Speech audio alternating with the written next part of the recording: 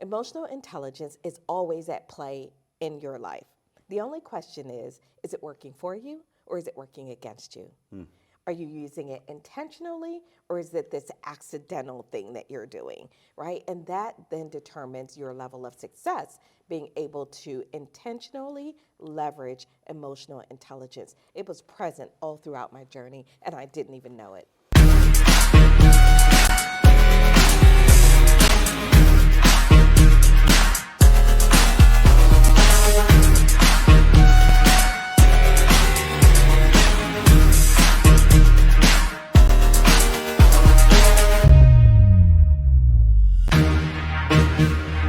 Hey, what's up, guys? Welcome to Next Level Thinkers, a Charting New Horizons of Brilliance podcast. Rhonda Williams' journey is a tribute to resilience and triumph in the face of adversity. As she soared professionally, a superstorm of professional and personal challenges threatened to derail her trajectory. From the sudden loss of her full-time job, a crucial lifeline for her family, to a shattering impact of a 25-year marriage ending in divorce, Rhonda found herself navigating dangerous waters. Harnessing the power of emotional intelligence, Rhonda transformed her trials into stepping stones towards success. Armed with a double master's degree and a wealth of leadership experience, she now empowers others through coaching, speaking, and authorship, inspiring them to embrace clarity, courage, and consistency in their paths to fulfillment. As the CEO of Above the Grind, Rhonda's mission is clear: to foster modern, magnetic cultures and empower leaders to realize their full potential. Her philosophy of Lee Jitsu, advancing leadership mastery, blending martial arts principles with leadership prowess, resonates in her podcast, Lee Jitsu Rise in the Dojo, where she invites leaders on a transformative journey towards impactful leadership. Rhonda Williams, I'm so happy to have you on Next Level Thinkers, a Charting New Horizons of Brilliance podcast. As I said to you on camera, when we first met at Lisa Kay's Fellowship Power Lunch event with the featured speaker, Bob Tiede, when we first met, I was automatically magnetized to your beautiful personality and the zest and energy that you possess. I could tell as I was interviewing you really knew your stuff. So I said, I gotta have Ms. Williams on this podcast today. So it's a pleasure to sit down and talk with you today. Thank you so much. It's such a pleasure to be here. I'm really excited, and what a great opportunity for us to meet and connect, and then to have this blossom. So really excited to be here with you. Yeah, I got so much to talk to you about. Lee Jitsu. We're going to get into all that stuff.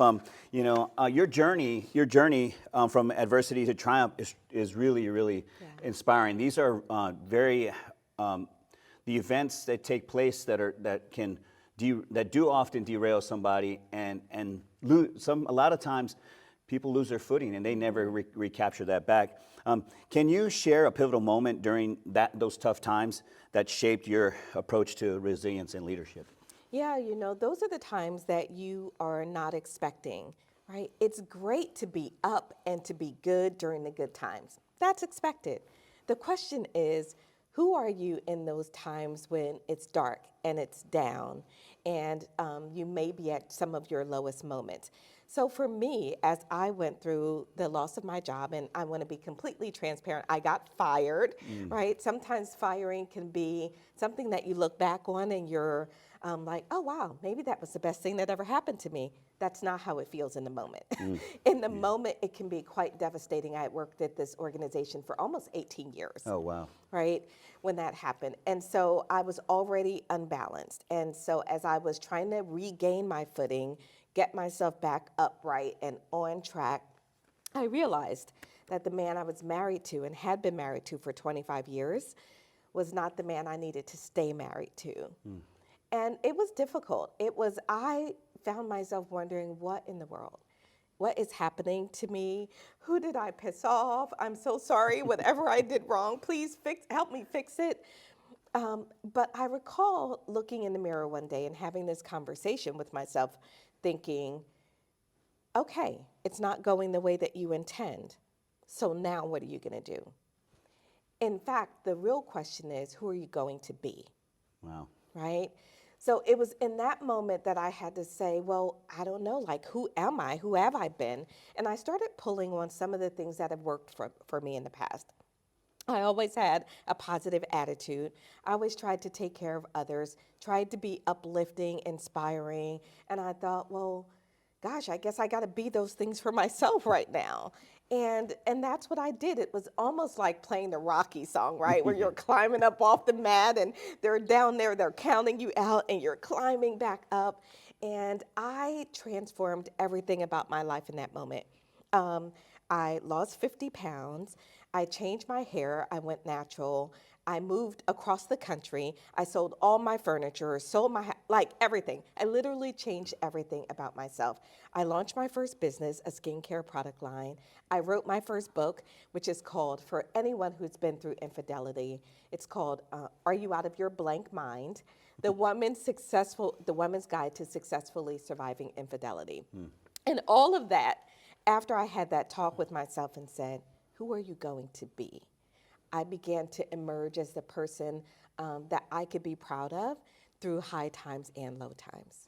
Wow, that's deep. Like, who am I going to be is a very challenging question that sometimes in the moment people don't realize that that's that's a major action step. Not they become what I say proactively reactive instead of reactively proactive, right? Like in that list, so you listed a few things, right?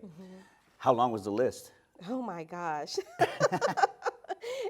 It was a pretty long list. And you know what's so interesting? When you began to stop looking backwards, then you realize that it's a blank canvas in front of you. And you get to write. You get to write the chapter, you get to write the story, right? And that for me it was almost too much because it almost was like, oh my gosh, I can do all this stuff now, right? It's almost like a kid in the candy store who's like, oh boy, which one do I pick? What do I choose? There's so many options here. So I had to rein it in just a little bit so that I could actually get a little traction and make some momentum. But I really did decide that I wanted to be this person who was a light in the world, who was uplifting others. I wanted to share my own experience. My journey into leadership taught me a lot as I climbed those ranks. And what I ended up doing is separating the parts from operational leadership, the parts I didn't like, and I kept the parts I liked and tossed out it's like they say, eat the meat and spit out the bones, right? That's kind of how I designed my life. And I love coaching leaders. I love talking with leaders. I love uplifting them. So everything I began to go towards was in that direction. Wow, that's crazy. You know, that saying, it says, it's never too late to change every single thing in your life. Yes. That sounds like something you went through. But is that that Lamborghini that you have, is that the, just kidding. That Lamborghini you got, was that going over the top? No, I'm just kidding. She don't have I don't know if she has a Lamborghini or not. I don't. Okay. I'll put that on the list now. There you go, right? Now you can strive for something more, right? Let's see. In your opinion, okay, emotional intelligence had to play a role in guiding you to who are you going to be. Yeah. Do you agree with that? I do. At the time, I didn't know what it was. Yeah. And I was talking with a friend, and I was sharing my story and my journey. And he said, oh, I know exactly who you are. And I'm like, you do? Who? He said, you're high EQ. And I'm like, what? What are you talking about? I'd never heard the term. So I was intrigued. And I started reading about it and looking at it and comparing it to those elements in my life, the way that I managed to climb the ladder, how I ended up getting to be a CEO of a small hospital, right? What was that? And I was like, oh my goodness, I'm high EQ, right? Whatever that means. But I also began to realize that there was so much more to it. So I began to understand it and deconstruct it. I will tell you, I then wanted to get onto the rooftop and scream to everyone, hey, people, how's your EQ? Yeah. Because we don't know what it is. We don't know. And here's what I learned and what I always say now. Emotional intelligence is always at play in your life. The only question is it working for you or is it working against you?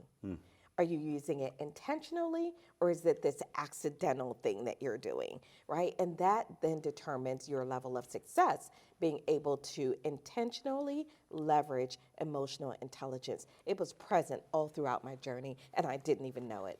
Wow, that is so cool. I'm a big EQ guy, Yeah. and it's the whole irony is CEO of a small hospital, right? Yeah. And you have a nursing background, right? I do. And it's weird because I have so much respect and admiration for nurses, whether it's a ER nurse or what all these different where the positions that nurses have in a hospital. Like there's a certain emotional intelligence and temperance you have to maintain, and you have to dial into the humanity. You have to dial into some different assertive personalities too. I have so much respect and admiration. It's no wonder that when you're talking about it, what was it? What would you say are some of the attributes as in your profession as CEO for the small hospital? Yeah, so some of the attributes that I really had to learn was humility and a deep respect for the people around you that are doing the work and that are showing up every day, even when things are not good for them, but they're showing up in order to make sure that we're able to deliver the highest quality care for our patients and our families and serve our community at the level in which it deserves. Yeah. And so those characteristics for me, understanding that learning, not understanding, because I had to learn this, and sometimes you fall down and you scrape your knee. I had to learn I was not being paid to have all the answers. I wasn't. That wasn't my job. I was being paid to bring out the best in others. Wow. That is the only way that I could get to my goal as a hospital CEO of having both the quality care, the standards, caring for our people, and achieving the bottom line metrics that we had. The only way to get there is through the people. And that's what I now try to impart to other organizations that I serve, is that you are not it. It is not your job to do all of this. And if you're trying to do all of this, you will only go so far. It is through our people that we can accomplish the most. Wow. Was there a time when you were really challenged in that position where you're like, I don't know if this is going to be like if I'm worthy of this role, or I'm qualified, I should say, more not worthy but qualified for this role? Can you speak to me about that time? Absolutely. In fact, I'm going to step back a bit. So prior to my role as a hospital CEO, I was a chief nursing officer. Okay. And so when I took the role of the chief nursing officer, I had no idea. I thought I knew what to do. I had belief in myself that I could do it, but I really didn't have a full understanding until I stepped in those shoes. I recall my former CEO when I told her that I wanted to apply to be the chief nursing officer. She said, "Come into my office, sit down."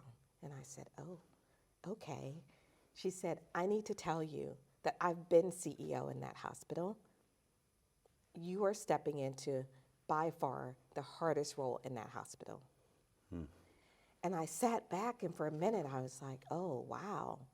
But then I got a little bit egoic, right? And I thought, are you thinking that I can't do it? She's like, it's not that. I'm just telling you, be prepared to go all in and to give it everything that you've got, because it's the hardest job. So I went forward, I applied, I got the job. I was so happy. And I stepped into that role. And 4 months later, I closed my office door and I said, oh my gosh, this is the hardest job in the hospital. How did I get here? What am I doing? Any moment, somebody's going to figure out that I have no idea what I'm doing. Right? Imposter syndrome creeping in, all of this. I'm taking deep breaths. I'm like, okay, you can do this. And I had to slow it way down and take it one step at a time.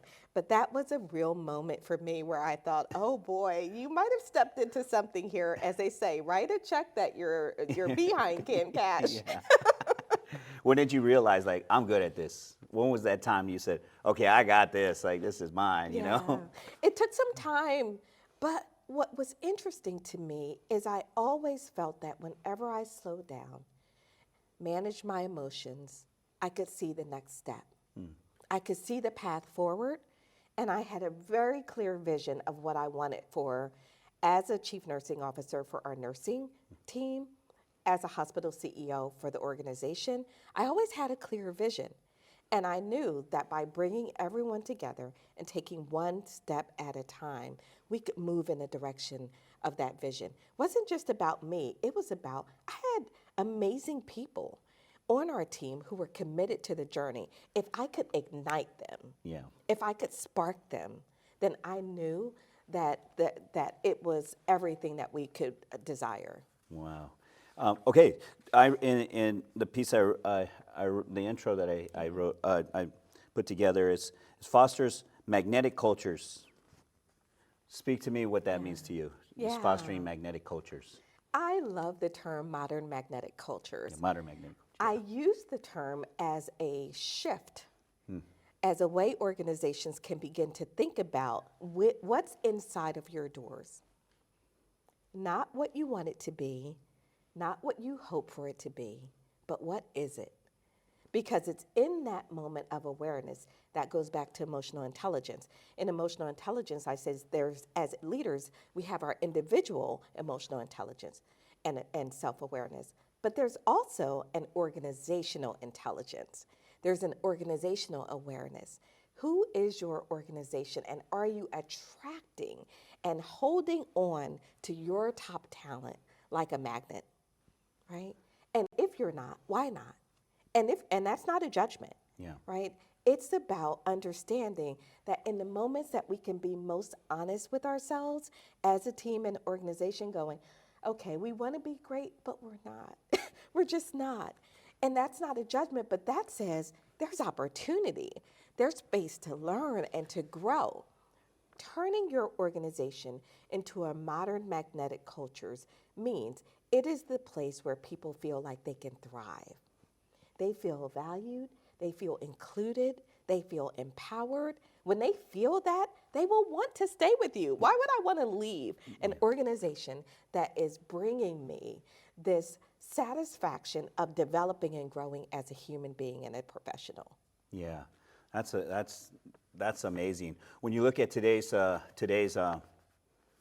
modern leadership or modern times with all the different expectations in leadership and in management and shifts in policies and procedures and stuff like that, what do you see as some of the name a couple of strengths and a couple of weaknesses, if you could? Yeah, so for organizations today, many organizations are saying, okay, we're in a different time. Yeah. Being able to be aware and recognize that difference is definitely a strength, because you can't lead from the back seat, right? You've got to step forward and be willing to embrace where you are. Another strength I see in organizations is the shift towards embracing technology. Technology isn't going anywhere. Pretending we don't like it, pretending we don't want to use it, that doesn't serve us, because we are only going forward. So organizations that are doing well are organizations that are finding ways to leverage technology. Can my workforce truly be remote? Yes, maybe we've all been on site in the past.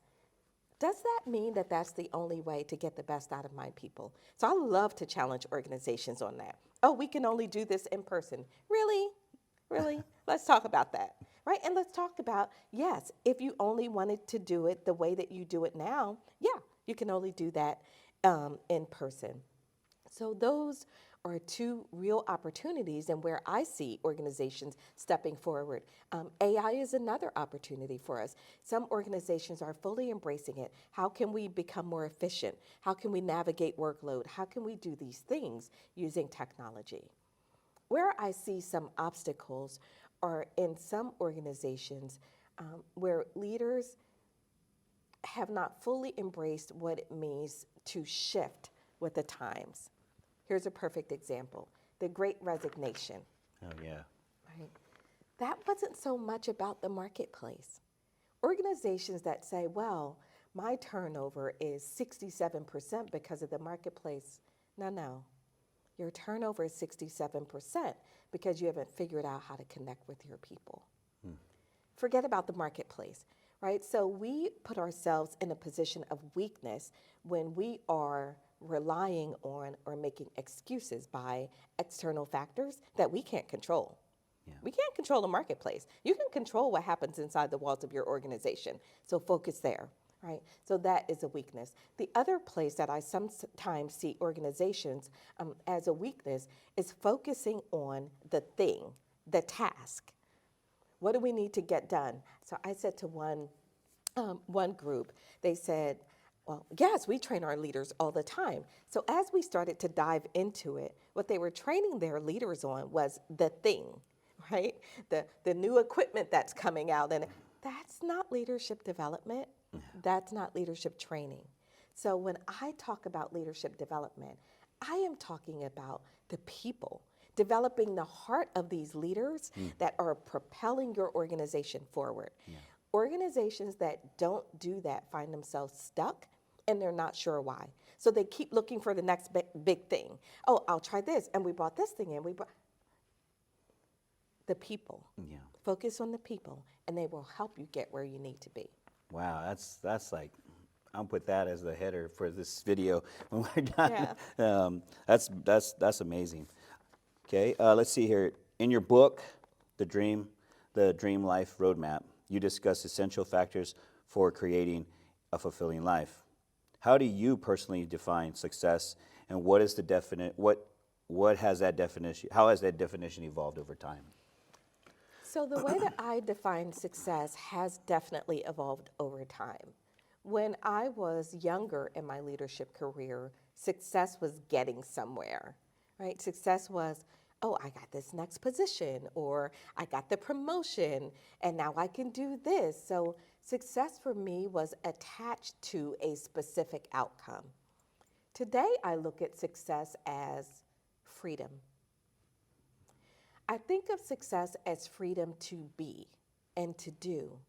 And that the beauty in that is it is different for everyone, and that's okay. For me, it's the freedom to do my leadership coaching, training, and developing from anywhere in the world. I was sharing with you before we started, I'm getting ready to go and be on an island for 6 weeks, right?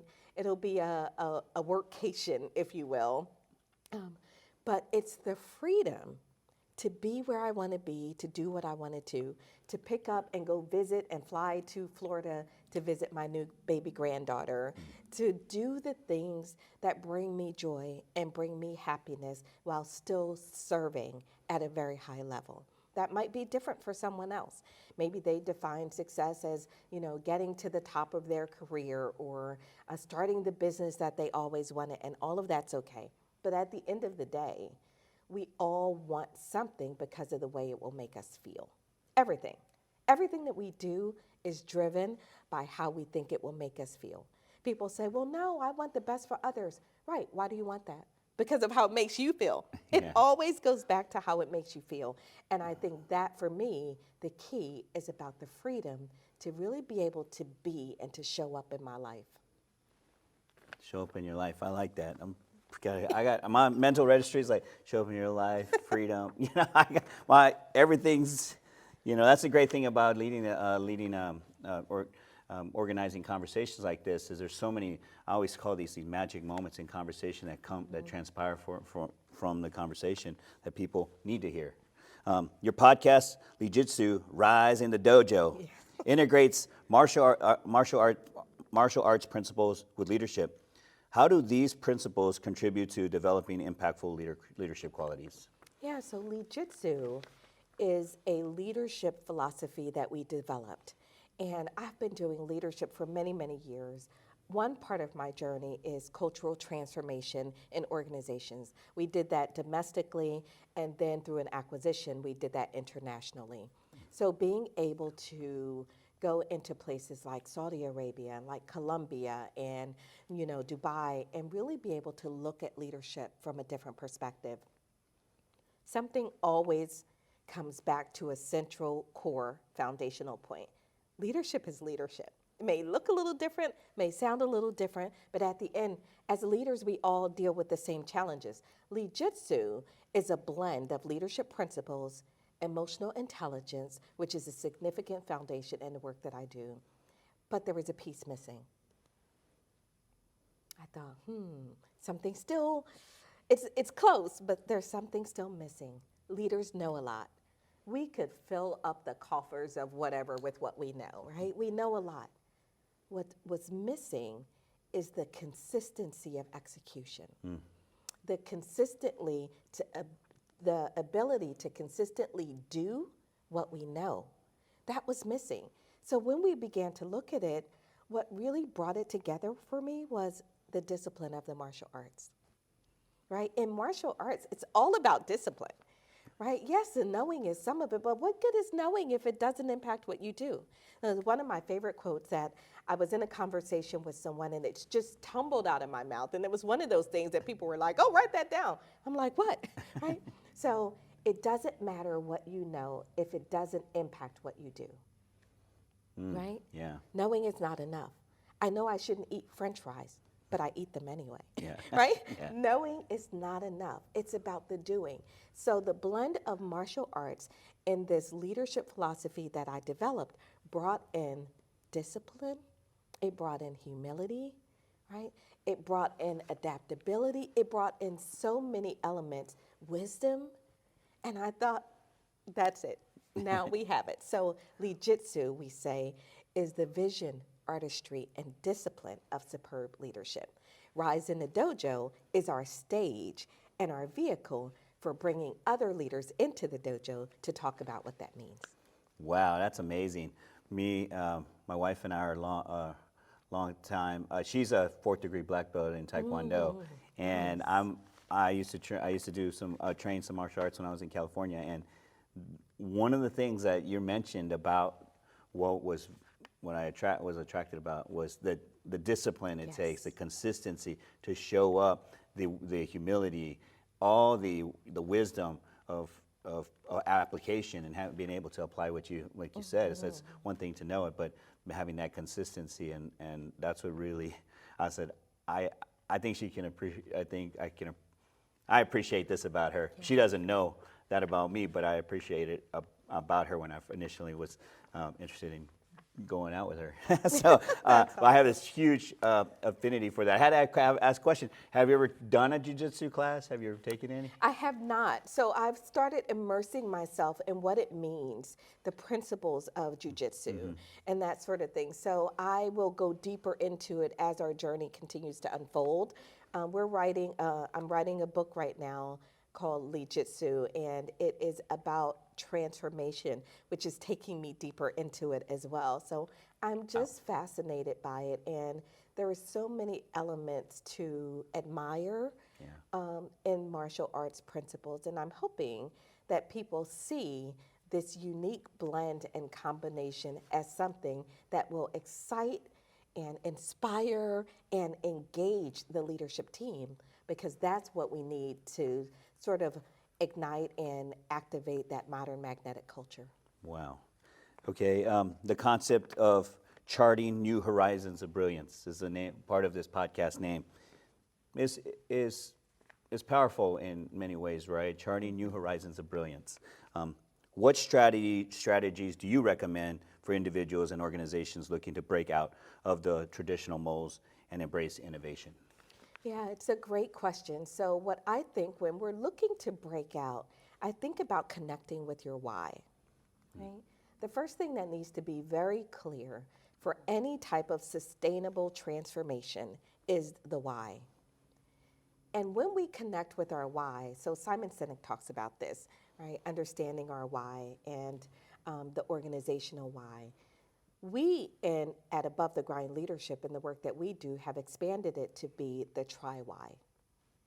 The try-why is not only the organization's why, that's incredibly important, but there are two other elements I want to bring in.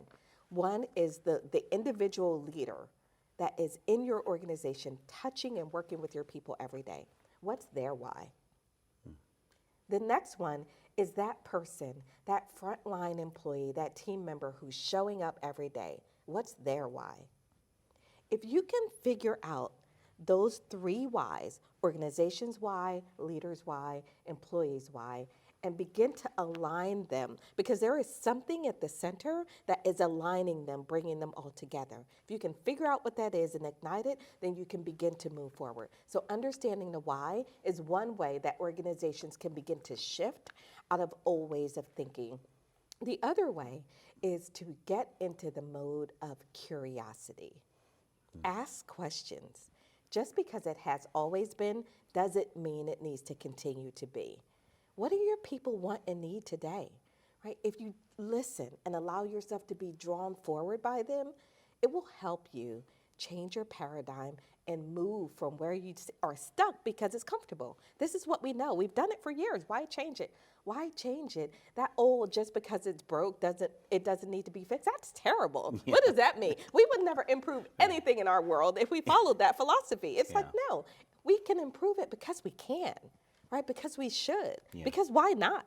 And so I encourage organizations to say, what is your why? Paint the picture and the vision, and then listen and allow yourself to be led forward. Wow.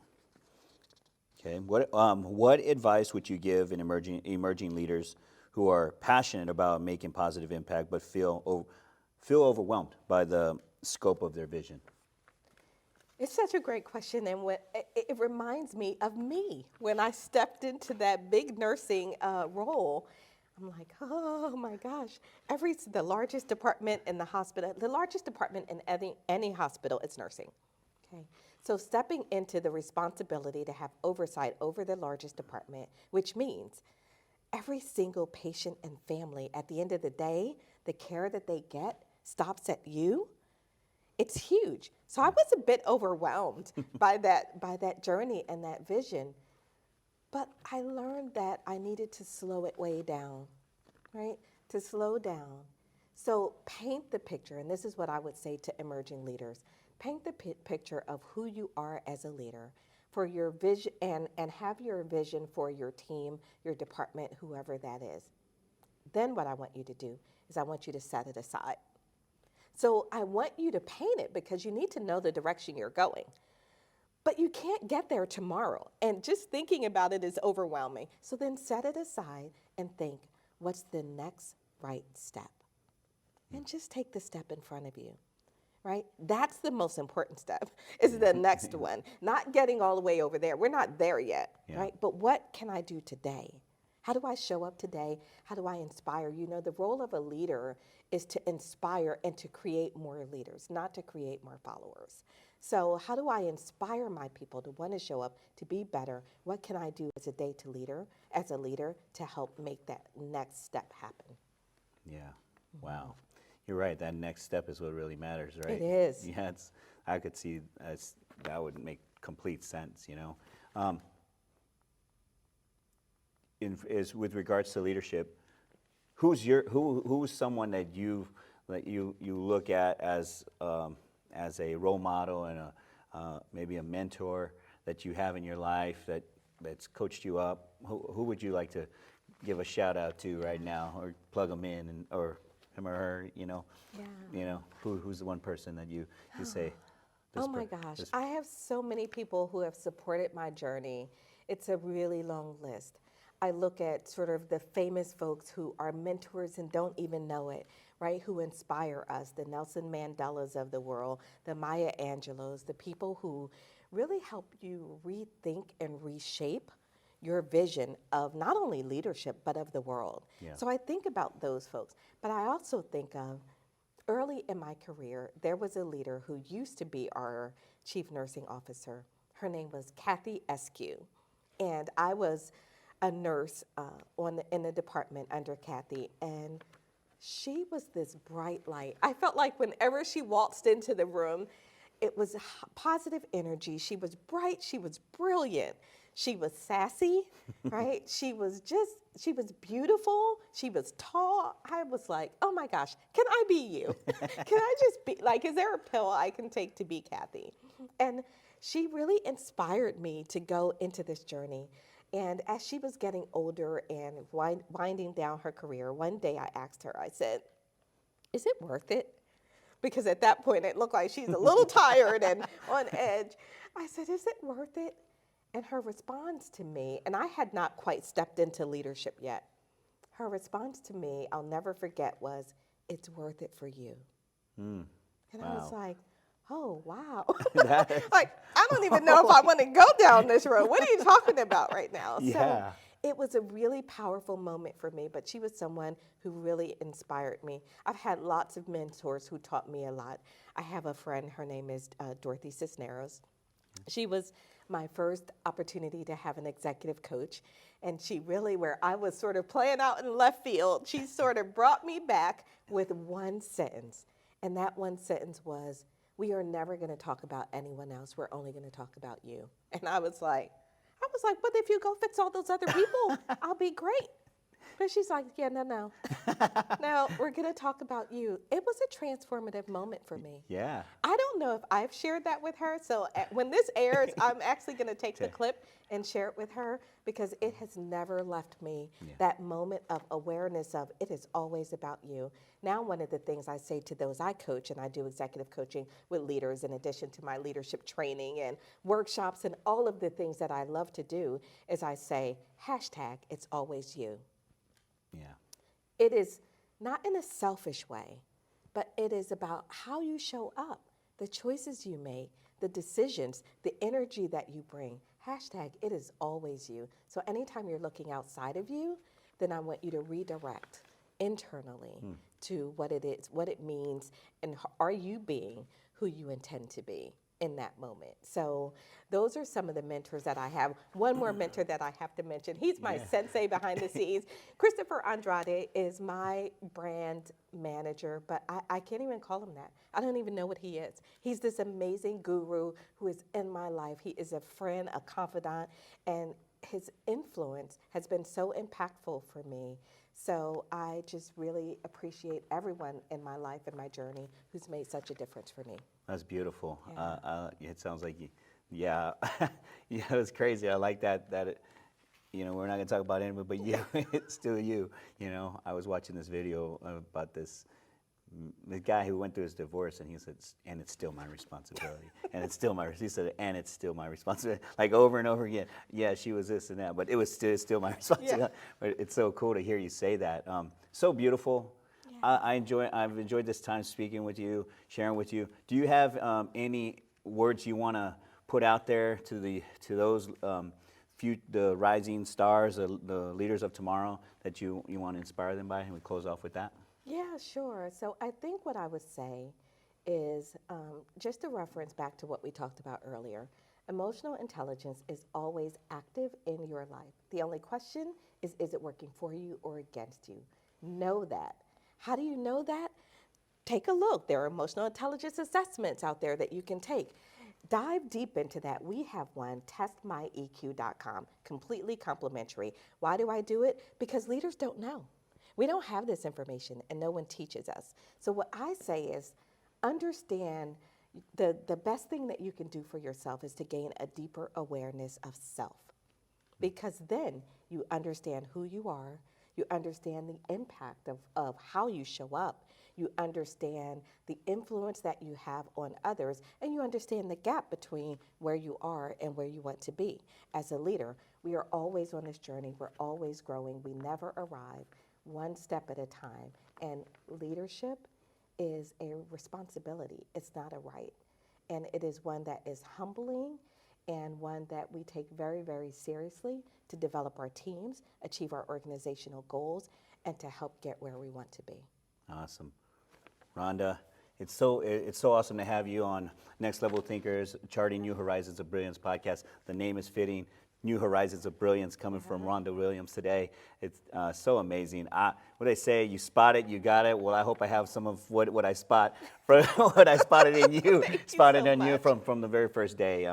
Been a blessing to sit down and listen to you speak today. Yeah. If people want to get a hold of you, where can they get a hold of you at? Yeah, so I'm easily accessible. I like to be accessible, so you can always email me, rwilliams at A as in Apple, T as in Tom, G as in George, atgleadership.com. You can also visit our website. You can visit legitsu.com, and I'm very social. I'm active on all the social channels at Rhonda Y. Williams 1 or Rhonda Y. Williams. All right, guys, that's it for Next Level Thinkers, a Charting New Horizons of Brilliance podcast. As I always say, have peace in the light, and you remember that the ocean refuses no river.